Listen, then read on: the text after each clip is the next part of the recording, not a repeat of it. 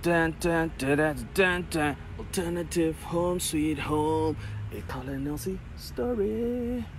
Need to have like music on the graphics. YouTube is going to be like, you have no rights to You have no rights to the song. Alternative home, sweet home. You find out someone had done the song. Alternative home, sweet home. Like a group like Wait. Alternative home, sweet home. Anybody live? Anyway. Bing. Need to do presentation. Anybody? Hey, Apanamunu. It's like Monday. Nobody is like sitting in a combi, like watching. Oh God, one person. Oh, is that you, Nelsy? It's you. Shepherd Mahachi, what's up? How are you doing? How are you keeping? There's 3 people who are live right now. So let me start the story. Nomsa Zambo, what's up? How are you doing? Lynn Rufaro Gorejena, how are you doing? This is your boy Carl Joshua Ncube. I'm about to go through a presentation of the initial planning that is going to happen behind the whole building a house from a bus. So for those of you who are not caught up on the story, we have a Toyota Coaster, which is just a body, it's a shell, that we want to convert into a mobile home. So we're going to convert it into like a caravan because Nelsy and I can't drive, and then put it onto some kind of like flatbed or like what do they call it, a trailer, and then we can be wheeled around. So I just wanted to take you through my thought process in terms of how we're doing stuff. Hey Mustafa, how are you doing? Sina, what's up? So this is the presentation that I did because Mrs. Ncube has got a lot of ideas, right? And we have to put the ideas into some semblance of a plan and decide what things we're going to compromise and what things we're going to go with. So I'm going to take you through it, and then you will just understand the thought process behind it. Now, we obviously have to phase it. So it's not all going to happen at once. We don't have the money for it, but we'll live in the space in different, I think, in different stages of its development. Okay, so here goes. So basically the plan, right? So the floor plan that we have here is a Toyota Coaster. We hope at the back here to have like a kitchen, almost like a U-shaped kitchen. So when I say U-shaped, this is a door that's going outside, and there's going to be like a mobile garden on the side. Here on the side.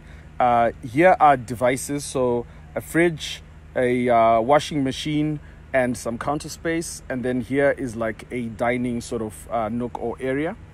Over here, you've got a bed. Now, the bed sits right on top of the lounge. So when we're sleeping on top of our lounge suite.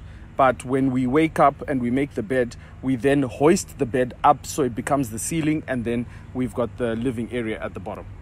Then we've got like a bathroom where we're going to share here a toilet, a shower, and a wash basin. Okay, so now just looking at the axle or the body of what's going to be holding up this bus, right? I want you to imagine that we've got the Toyota Coaster being put on a trailer, so like a triple axle trailer, right? And it should look like a bus that still has its wheels on, even though there's no engine on it, but we're just doing it for aesthetics. So we're gonna sort of nail that bus down onto the trailer, and then have a little bit of space on this side, which is the side where you're looking at the bathroom and the shower, and then this side where you've got the lounge, the kitchen area. So it's going to be put on the trailer facing the wrong way around, because we want people to know that this is not an actual bus, but in fact is a caravan. Okay, so with each of the items, I've had to sort of come up with lists. So we're going to write a list of the things that we need, the code for the shop that or place we'll be getting it at, the quantity, the price, and the subtotal, so that we can actually just work out the budgets and know exactly how much it's going to cost. Okay, so the mobile garden, like I said, is on either side of the bus, sitting on the trailer. You'll have like a mobile garden. Can you see this? It's like a mobile garden with all of the food items. So grow some lettuce here, some carrots, some herbs, spices, different types of greens. So there's going to be 2 of these gardens that are going to be set up on either side of the bus. So we have to figure out all the things that we need to get. This is what your mobile gardens will sort of look like. So this is the one that's closest to the one that we actually want to create. So I want to be able to grow almost like a hedge of vegetables and pretty much be a bit self-sufficient when it comes to like the vegetables, things like potatoes and so on, which we can grow in the trough at the bottom, and then the other vegetables that we grow here at the top. We also want to create some green spaces in the house. So as I show you my presentation, it has some exposed like piping sort of issues on there, so we'll cover them with certain plants that are like creepers or ones that grow along certain surfaces. Okay, so the bathroom. Let's look at the bathroom, starting off with the shower. So a basic cubicle. This is going to sit where the engine block actually was. So there's a bit of a space. So it's almost like you jump inside the shower, which should be completely covered by some material, whether it's going to be glass or we'll figure it out. We have to figure out a solution for the shower that we're going to use. Are we going to use like one of those like water heaters, or are we going to have a geyser? So we have to do some research in that regard. The toilet, still looking into it, but a composting toilet, which basically what happens is that, so your doo-doo gets mixed with some material in there, and it basically creates compost. We're still on the fence here as to whether or not we want to use this compost to grow our own food. But anyway, it's another discussion for another day. Then the wash basin, just maybe like a cute little basin on a countertop. And then maybe I haven't decided what kind of closet sort of space we're going to use. Still looking for some ideas as to what we're going to do there. So this part here has to do with me doing the inventory. So I have to do a complete inventory of every single bolt, nail, whatever it is that's going to be required to do this. We need to know beforehand exactly how much it's going to cost, and then phase it out and decide what we're going to do. So I want you to imagine we're going to live in this house almost like we're living in a tent. So initially it will have nothing, and then we'll start building on stuff like get the gas stove, put the plugs in. So everything is going to be built in an incremental manner, which is why we are doing this as a reality show, and we're actually recording like a daily diary and stuff like that, so that we can put it together like a documentary. And this document can also be available for people looking at pursuing the whole issue of alternative homes. So here's some examples of some bathrooms that are done in confined spaces. So you can see where the toilet is and the sink and then the shower. It's pretty much just the space that you would get in the front nose of the bus, but obviously it will have like a lower ceiling. So a person like my height, I'll have to figure out if I want to add extra roof space so that I can stand properly in the shower itself. Now let's look at the bedroom. So the bedroom is going to be a suspended bed, so like a frame like this that is going to be suspended from the roof. So I want you to imagine if we put a skylight, and so that when we're sleeping on the bed, when the bed is down on the sofas, we are looking up more like at a glass ceiling so that we can stargaze and that kind of thing. But when we're sitting in the lounge, you won't be able to see that, because the bed would actually be the one that makes up the ceiling. So let me just show you. So look at this example. So that bed there is above the lounge. So imagine our bed coming down and sitting right on top of the lounge. So some other examples of beds that are done like that. So still trying to figure out if the bed is going to be sort of locked in a frame that gradually sort of comes down, or we're going to have a pulley system that pulls the bed up and down. I kind of like this version of like the poster bed type thing with the old school type pulleys, but I'm thinking sort of spray painting it like a silver or whatever it is, and then it's sitting on a frame. So if the bed is down, basically it's sitting on top of the lounge suite. So the lounge suite gives the support to the bed. So the bed is actually not being held by the rope. The rope is just there as an aesthetic, but also will be used to actually pull up the bed. Okay, so the lounge, obviously I've explained what the bed is going to look like. So the lounge will kind of be like a U shape, very low sort of seating couches. Basically, these are just elements of storage. So for example, it will kind of be like our wardrobe, like our clothes will be underneath the couches. So the cushions will be right on top of our clothing and stuff like that. So all of our, and then like gadgets and things like that are going to be kept on the side. And then when the bed comes, it just sits on top of that. And then if we want to get some clothes, we lift up the bed and then be able to take some of our stuff. but we will have other wardrobe space available. Okay, so our lounge, like I said, if you look, that's a bed at the top, so almost like the bed has been hoisted to the top, and then you've got a lounge at the bottom, so you can lower that on top of this, and that basically becomes the structure that holds. Here's another example of something like that, but this is like a loft sort of bed, so someone can sleep at the top. So this is actually quite a practical thing. If someone was coming and staying in the house, they can sleep on the couch. So if the couch can have extra cushions, that can make up a bed, and then we can sleep right at the top. So just other examples in terms of like color schemes that we're thinking of there.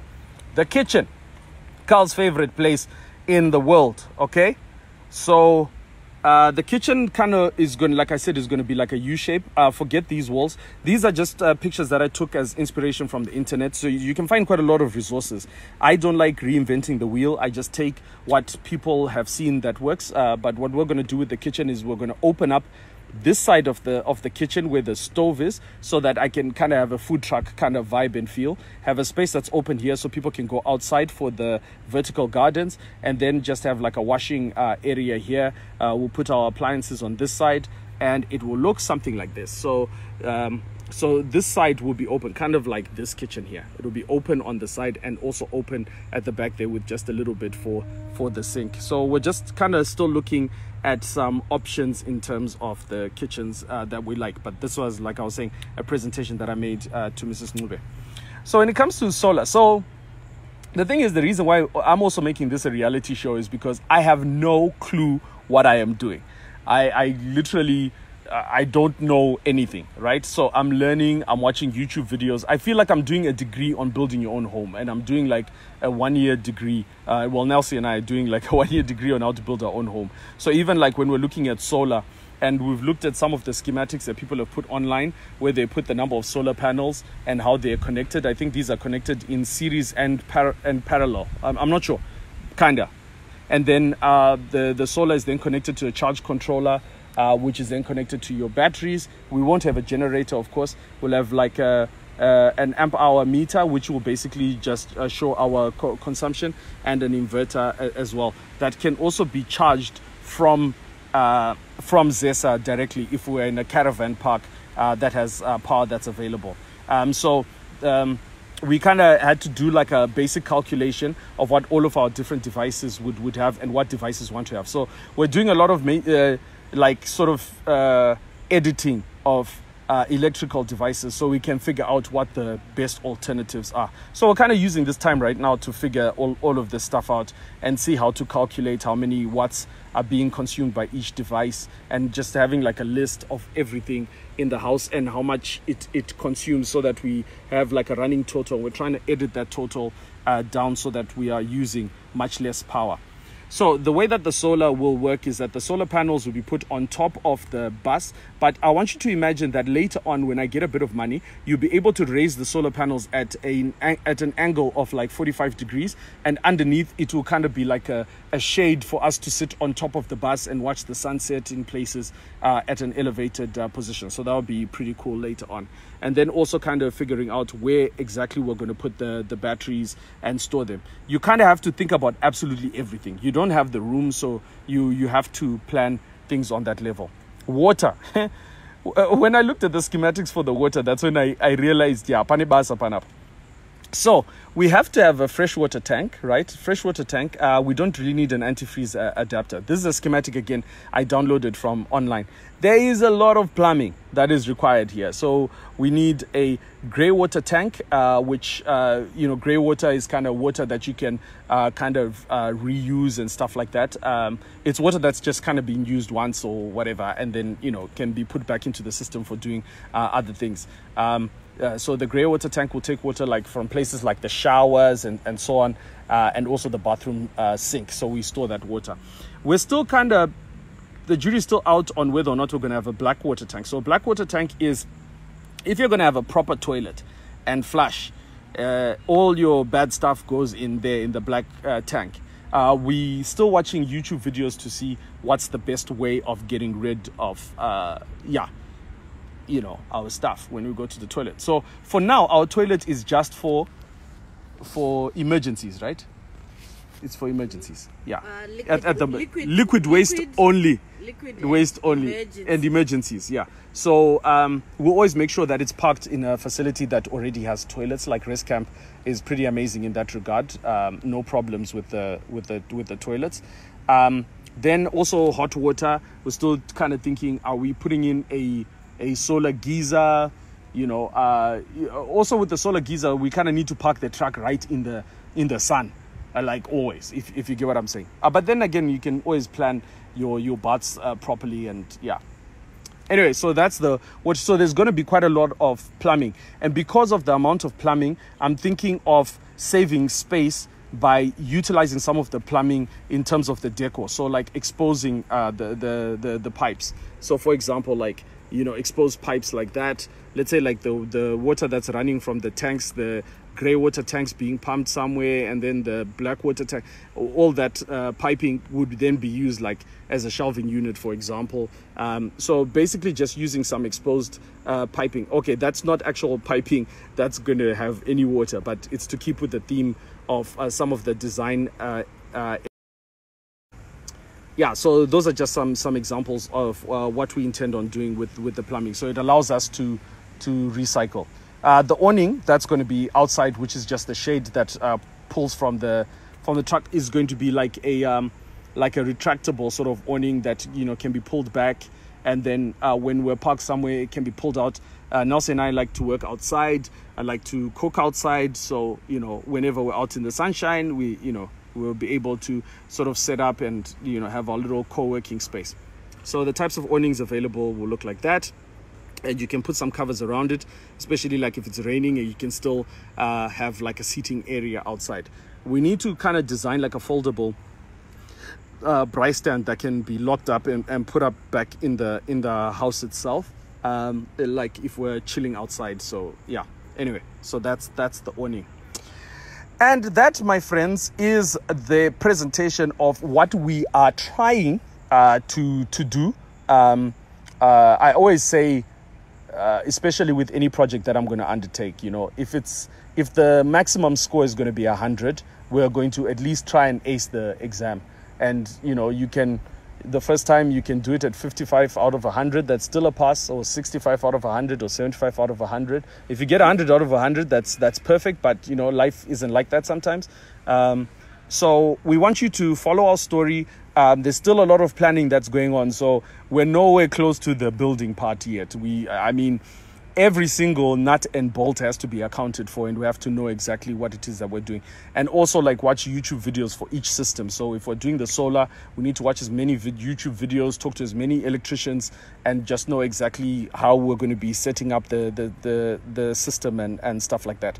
Anyway, so that's what we're planning. That's what I'm going to be doing most of the year. I'm afraid probably I won't do much comedy, guys. I won't do much comedy unless you're coming to stay in our camp, where you can actually witness this process actually going on. We've got 10 tents, so you can stay like around us while we're actually doing this particular project. People can come over, visit us in Victoria Falls, you know, and help us if they want with the construction. Anyway, share our videos.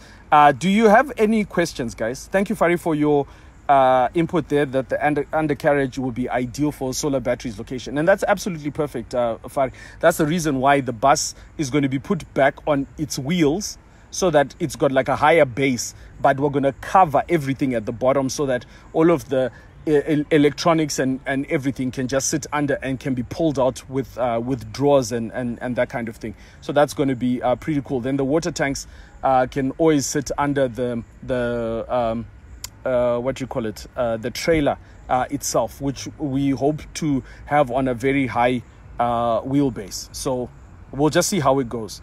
Brilliant ideas put together for one masterpiece. That's cool. And and also we're going to be painting it a nice bright yellow. We're calling it Bumblebee for now, because it's a car that's transforming into a house, I guess. Inside joke.